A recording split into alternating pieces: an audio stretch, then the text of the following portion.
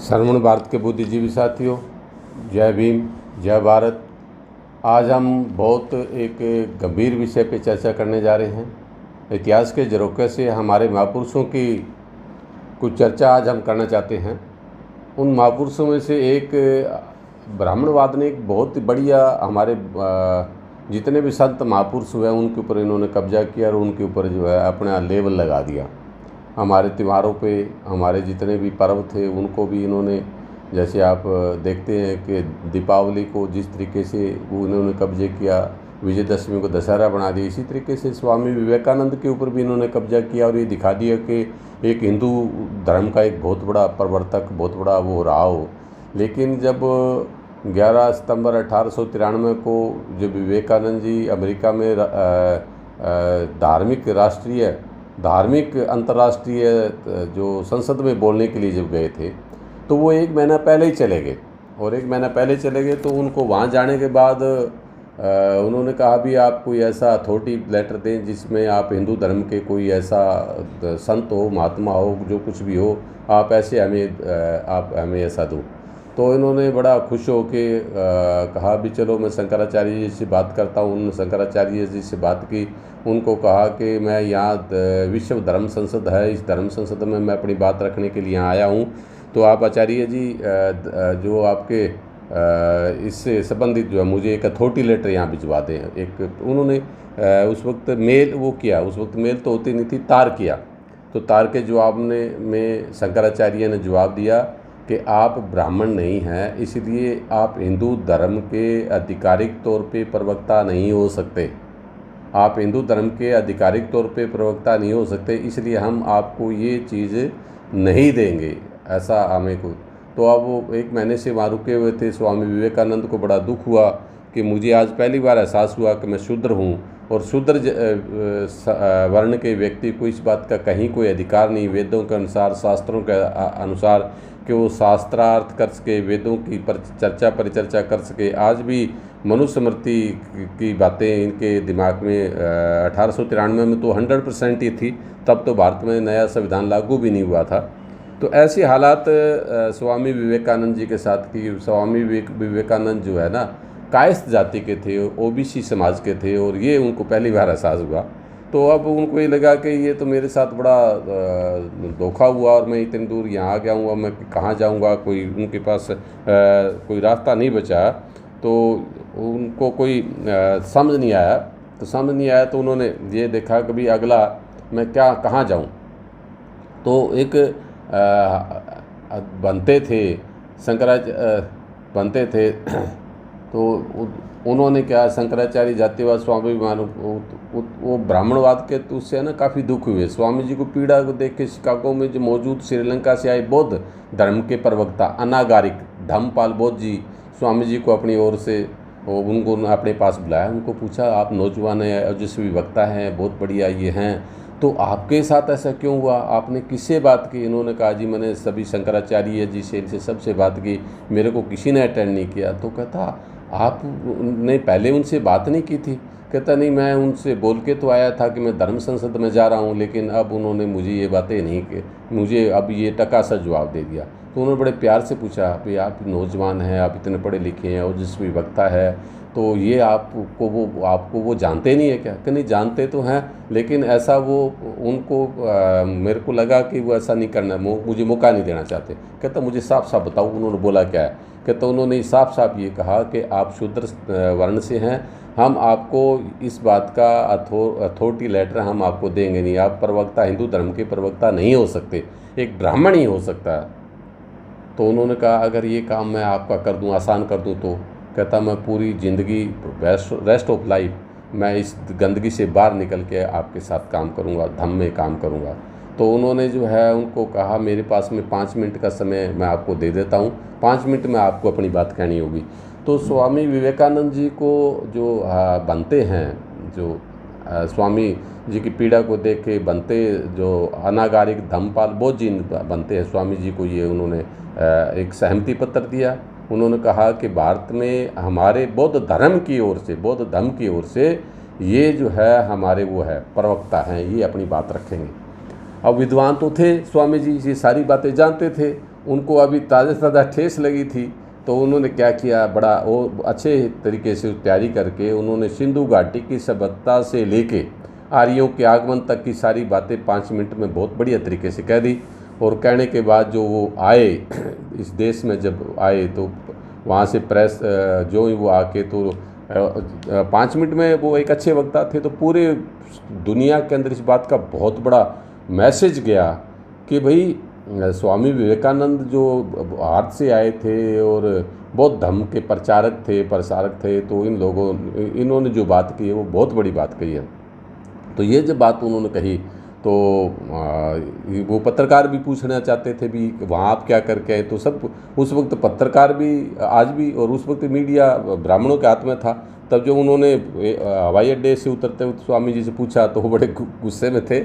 उन्होंने कहा कि भाई मैं अब उसके बारे में कुछ अपनी बात नहीं कहना चाहता। तो जो बार बार उनसे पूछा गया कि भाई इसका क्या आपका मतलब, उनको इधर उधर घुमा फिरा के बात पूछा, तो उनको अभी शंकराचार्य के जो व्यवहार था उसका बड़ा उनको दुख था। तो शंकराचार्य के व्यवहार के कारण स्वामी जी ने बहुत बड़ा वो दुखी होते हुए उन्होंने कहा, नहीं कहता मैं कुछ नहीं कहूँगा, तो ये मेरा ठीक नहीं होगा। तो पत्रकारों ने ज़्यादा जिद की, तो उन्होंने कहा यदि भारत का भविष्य का निर्माण करना हो, अगर भारत के भविष्य का निर्माण करना हो तो ब्राह्मणवाद को पैरों तले कुचल डालो, पैरों तले कुचल डालो। तो ये बात उस वक्त पेपर ने बहुत बढ़िया तरीके से उठाई, और ये उस वक्त के पेपर की कटिंग है, यदि भारत के भविष्य का निर्माण करना हो तो ब्राह्मणवाद को पैरों तले कुचल डालो, ये स्वामी जी ने कही ये बातें।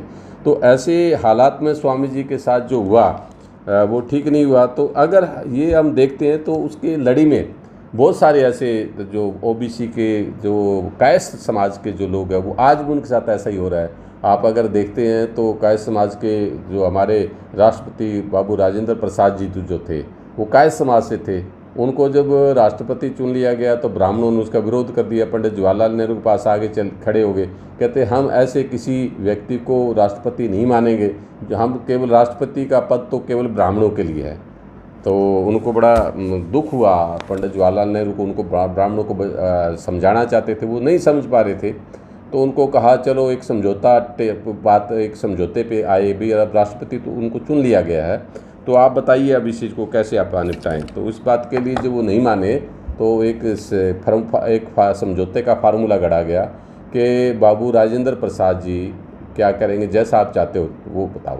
तो उन्होंने कहा कि ये हमारा ना चरणामृत पिए। तो वो उनको मनाया गया महामहिम को, और महामहिम को तब तक मान्यता मिल नहीं रही थी क्योंकि पंडित जवाहरलाल नेहरू भी बेबस थे।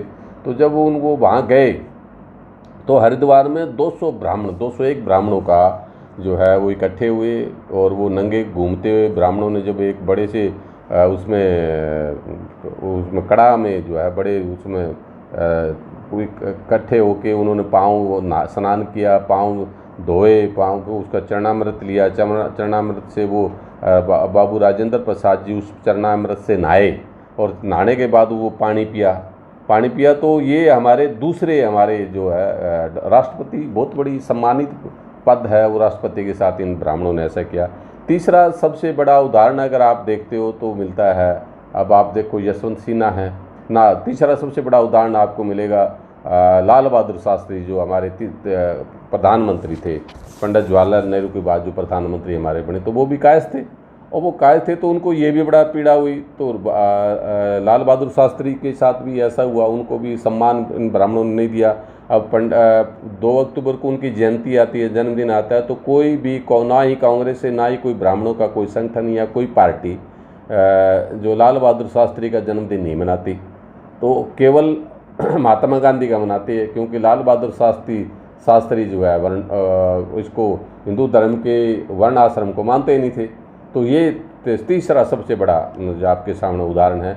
चौथा अगर आप देखते हो सबसे ज़्यादा बड़ा अगर आप देखते हो भारतीय जनता पार्टी में यशवंत सिन्हा है। यशवंत सिन्हा को इसलिए बाहर का रास्ता दिखा दिया वहाँ के यहाँ के, क्योंकि भारतीय जनता पार्टी में तो टोटल पुजारी वर्ग है।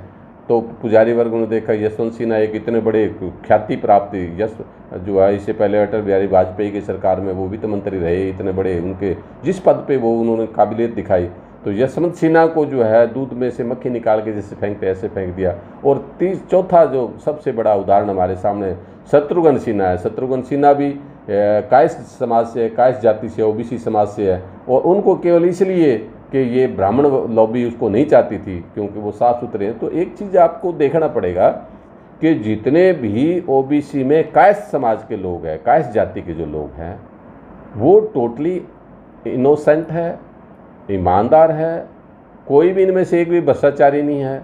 और सबसे बड़ी बात यह है कि ये इंटेलिजेंट तो है।